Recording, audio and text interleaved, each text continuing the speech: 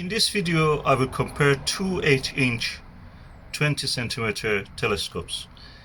One of them is a Newtonian to the right, and the other one is a Schmidt-Cassegrain to the left.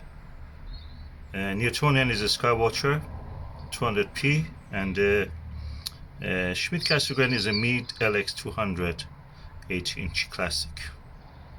The Skywatcher 200p Newtonian has a diameter of 200 mm for the mirror and focal length of 1000. So the f ratio, which is the f divided by d, creates the focal ratio of 5. The Schmidt-Cassegrain has a diameter of 203.2 mm and focal length is 2000, almost f10, a focal ratio of 10. Both of them are now looking at the moon, and let's see how the view looks like through each. First, through the 8-inch Skywatcher Newtonian.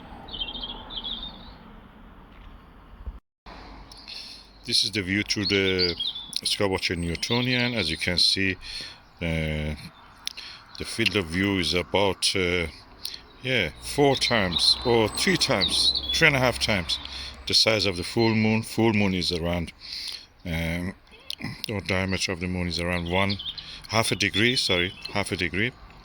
That makes the image width from one corner, which you can see to the right, to the other corner, around 1.5 degree to 2 degrees. And so it's quite wide field for the viewing. So that was the view through the Skywatcher 200p and the same eyepiece, 28 mm. Now let's see through the 28 mm and the Schmidt-Cassegrain. Let's see the view. What is immediately you notice is that the image is bigger. It has a narrower field of view, so finding the object without the use of a finder scope is almost very difficult or impossible probably. Narrow field of view can be a problem, but it's perfect for planetary bodies like the moon and other planets. As you can see more details here.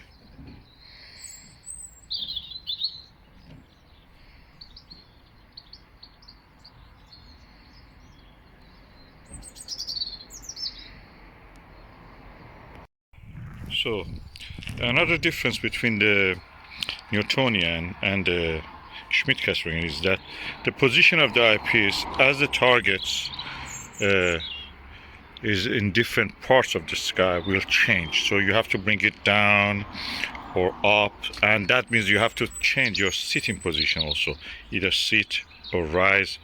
So it's not very easy in that sense. It's better to be able to have something which is stationary and stays the same. And that is what we have with the Schmidt-Cassegrain.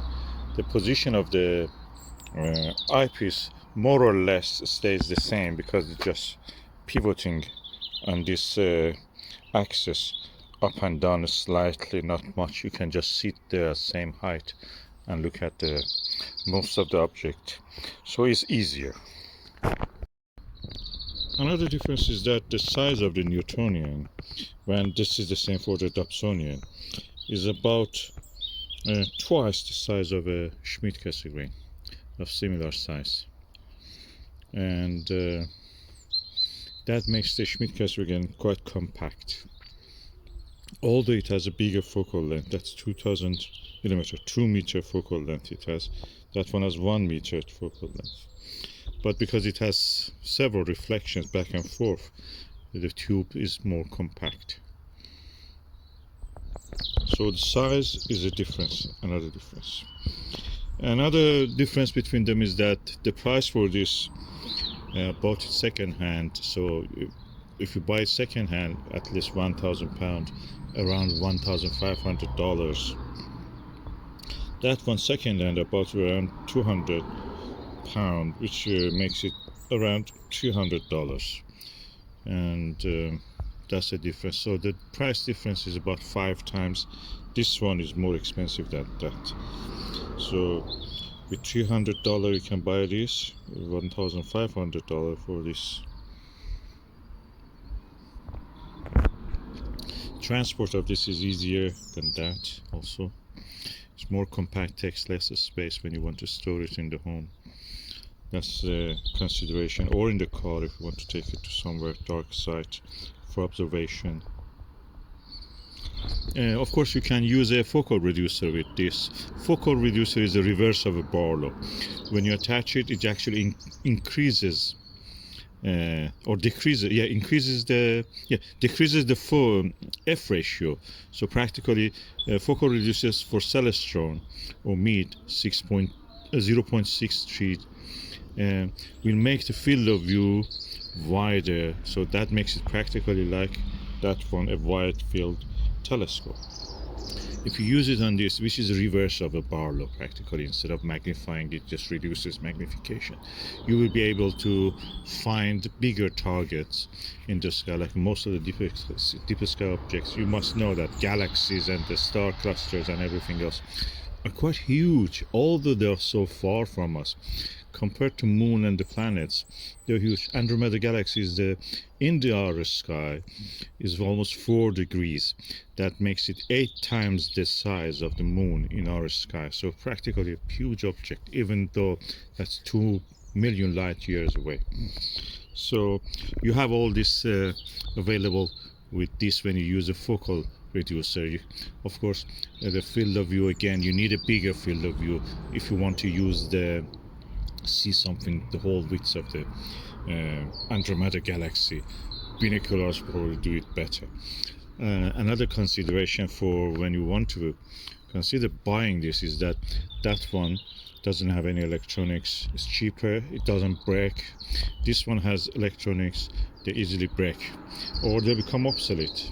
And in this case, the capacitors of this one, the Clasic Meade LX200 EMC, the capacitors easily burst after a while, so you have to replace them or just use it as Alt Azimuth without any electronics. So they're prone to being outdated, obsolete, or break down. That one is just mechanical, nothing there, and then the rest of it is optical tube, and there is no danger of that. Another thing that may confuse you is that, as you have seen in the video I presented you, the image in this one compared to this one is reversed.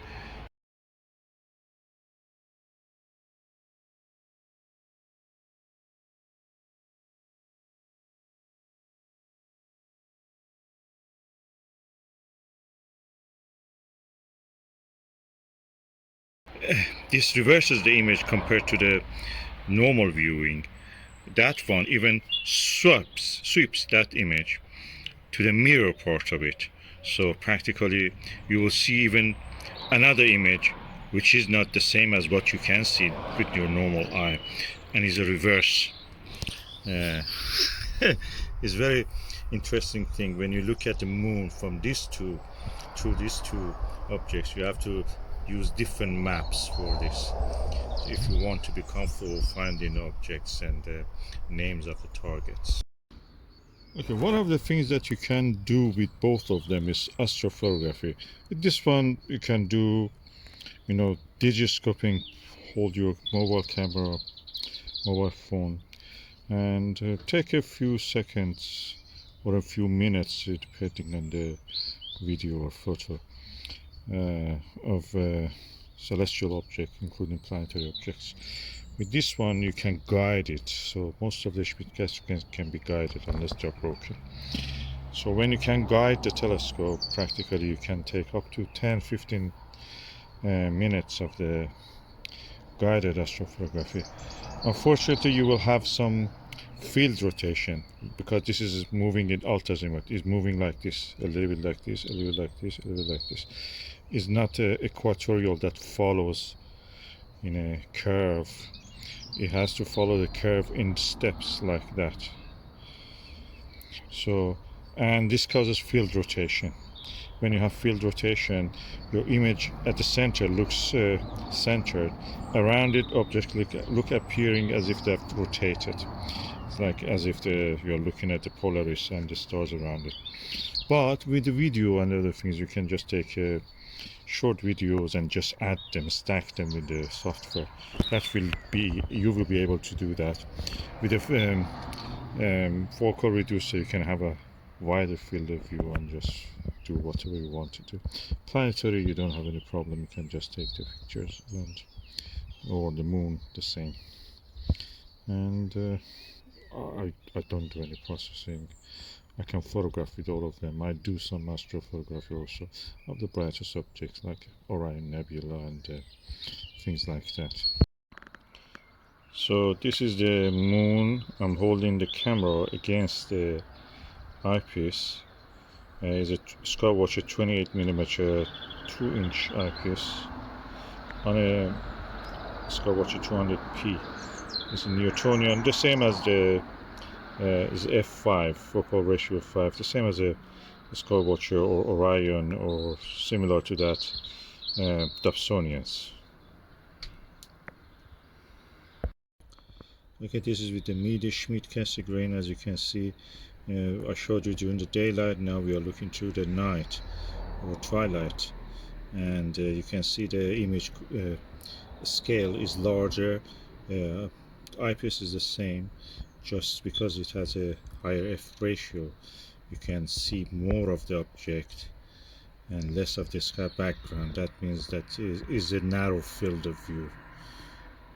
Good for planetary viewing, not very good for deeper sky objects, but you can use a focal reducer, and it's a reverse Barlow, practically makes it suitable for using as a wide field telescope.